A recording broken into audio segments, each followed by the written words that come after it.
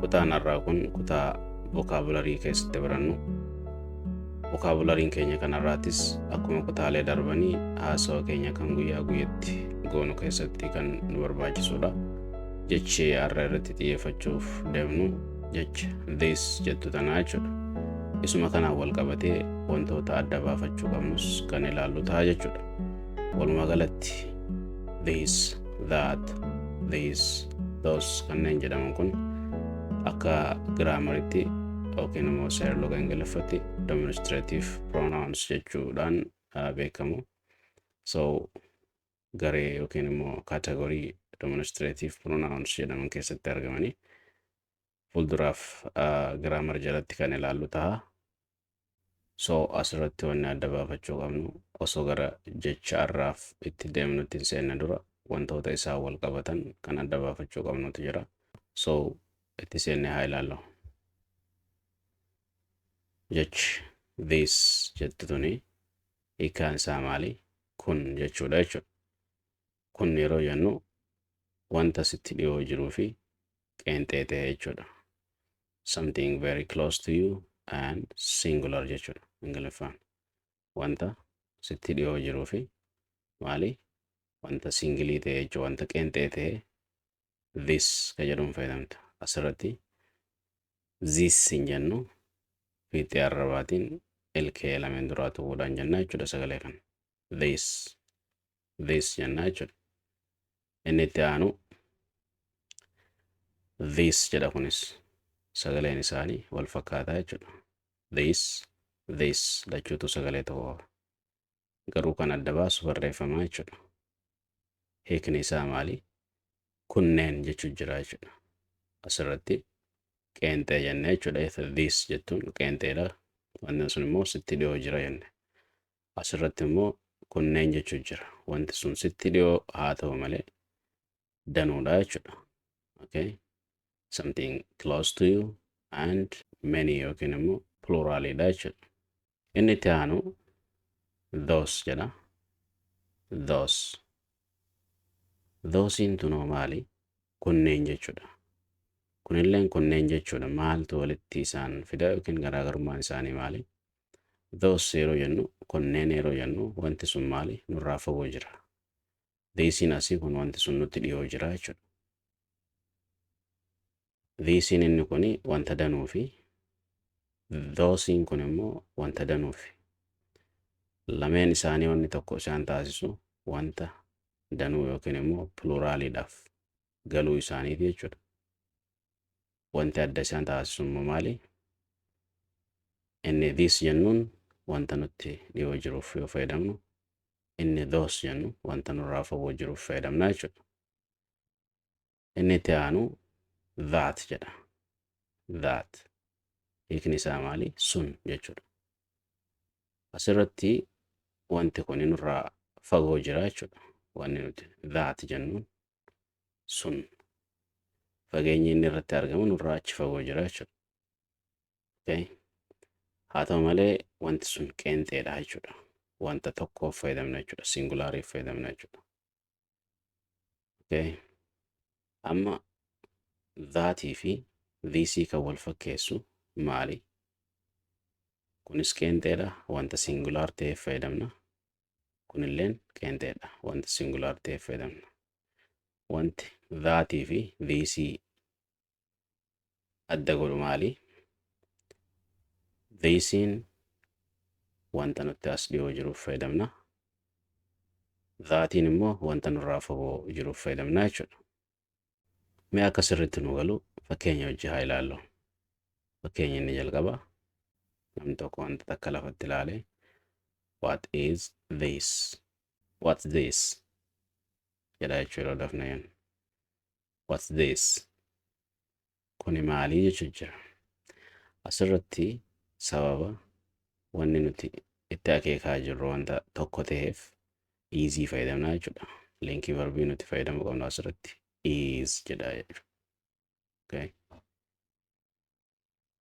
Sitti dhiyoo fi qeenxee jenne akka reefu ilaalletti wanta qaamaan sitti dhiyoo jiruu fi wanta qeenxee something close to you and singular yeroo ta'u this fayyadamna. Asirratti immoo wanti sun qaamaan nutti dhiyoo haa ta'u garuu wanta lamaa fi lamaa olii jechuudha yookiin danuu jennaan. So namni tokko what are these yoo siin jedhu wantichi sun lamaa fi lamaa olii yookiin immoo danuu jechuudha. Okay. Kunneen maali hiikaan isaa jechuudha. Kanneen maalii jechuu jira. So seerri isaa akkamii wanta sitti dhiyoo jiruu fi danuudhaaf kana fayyadamna. Asirratti akka agartanitti what this yeroo jennu easy fayyadamne. Easy'n yeroo hundaa'u singulaariidha. Asirratti immoo are fayyadamne wanti sun waan lamaa fi lamaa ol ta'uuf jecha jechuudha. Okay. Inni itti aanu what are those jedha. What are those? Kunneen maali? Asirratti illee kunneen maali jechuu jira. Garuu akka reefu jennetti wanni kun nurraa qaamaan fagoo ta'uu isiiti. Kun immoo wanti tun qaamaan nutti dhiyoo ta'uu agarsiisa jechuudha. Asirratti akkuma agarru wanti sirraa fagoo fi danuu ta'eef fayyadamna. Asirratti immoo yeroo this fayyadamnu wanta sitti dhiyoo jiruu fi wanta danuu ta'eef fayyadamna akkuma jenne jechuudha. Fakkeenya inni itti aanu what is that? What is that jedha jechuudha. Sun maali? What is that yeroo jennu sun maali jechuu jirra jechuudha. Kana yeroo jennu asirratti linkii verbii nuti fayyadamne maali? Easy'dha jechuudha. Sababa singular ta'eef wanni nuti haasa'u jirru waa'ee waan takkaati waan ta'eef. Sun maali? So wanti sun maali jennuun kuni qaamaan nurraa fagoo jira. Achi fagoo jira jechuudha. Akkasuma wanti sun qeenxeedha jechuudha. Singular and very far from us nurraa fagoo jira jechuudha.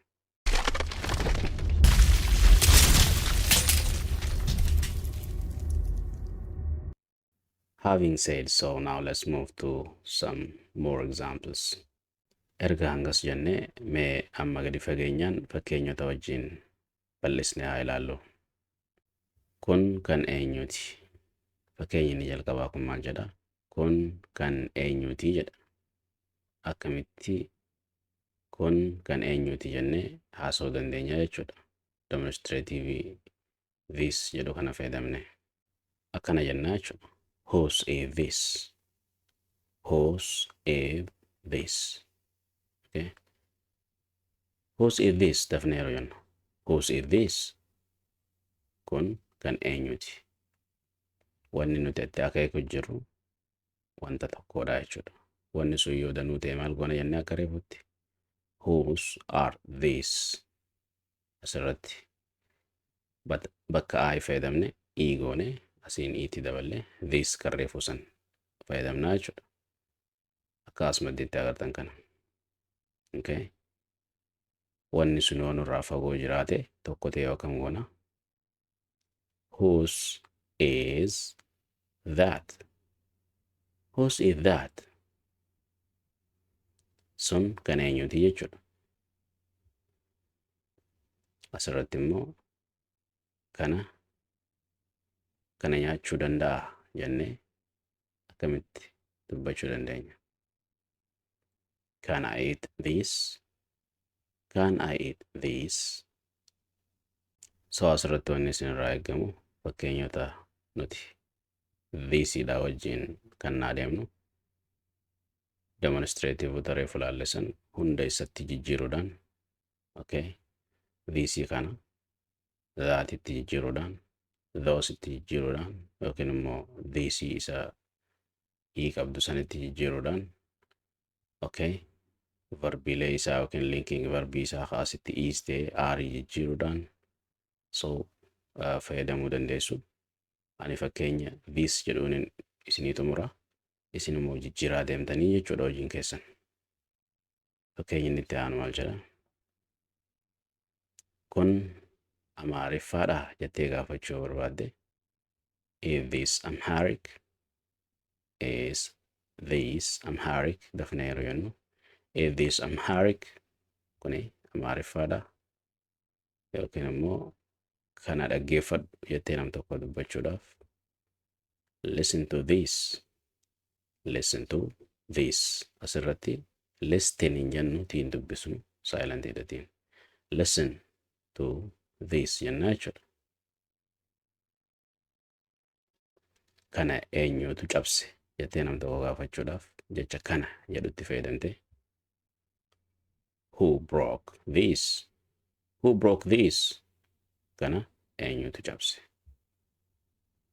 Kun kitaaba kooti jechuu barbaadde immoo this is my book. This is my book daftee yeroo jettu.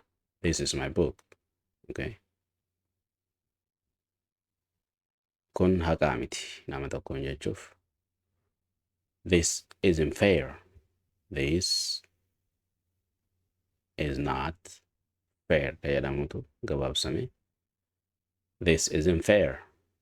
This isn't fair. Jennaa jechuudha. Kuni haqaa miti. Yookiin immoo maal jettu isinii? This is not fair. Yookiin immoo this isn't fair. Jennaa jechuudha. Inni kun immoo maal jedhaa? Kana hin jaaladhu jettee waan takka dubbachuu barbaadde waan hin jaalanne takka I don't like this. I don't like this. Kanan fedhu. Kun biskileetii keetii jettee nam tokko gaafachuu barbaadde is this your bike? Is this your bike? Okay, daftanii yeroo jettan akkasii jechuudha.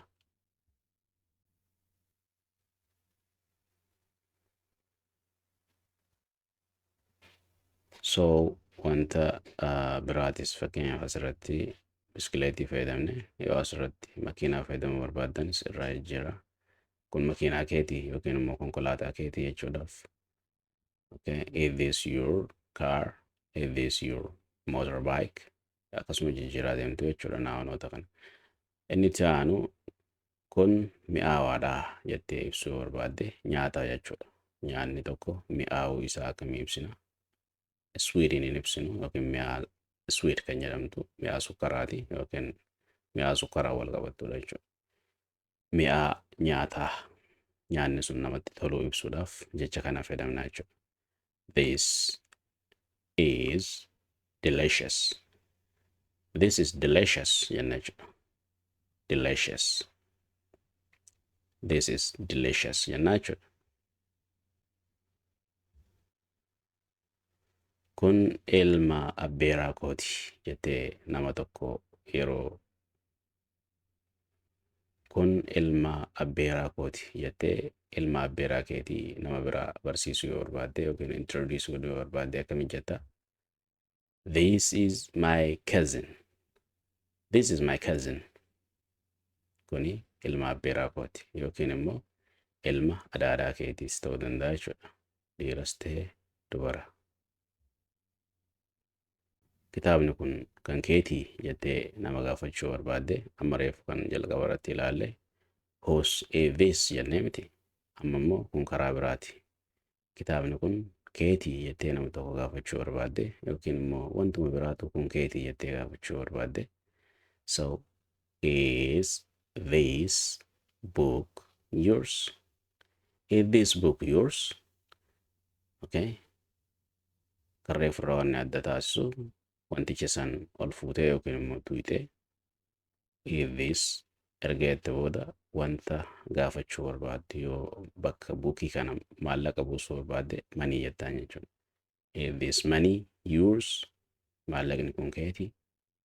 So asirratti kitaaba fayyadamne is this book yours? Kitaabni kun keetii. Ani kan hin beeku kanumaa yookiin immoo wanti ani beeku isuma kana jettee nama tokkoof waan beekumsi kee ta'e ibsuu yeroo barbaaddu yookiin immoo wanti nan beeku isuma kana achi wanni nan beeku hin jiru jechuu yeroo barbaaddu jechuudha. Akkanatti jetta. This is all I know. This is all I know. Dafnee akkamii jenna? This is all I know. This is all I know. Okay. Kun hospitaalaa jettee nama agarsiisuu barbaadda taanaan immoo this is hospital. This is a hospital.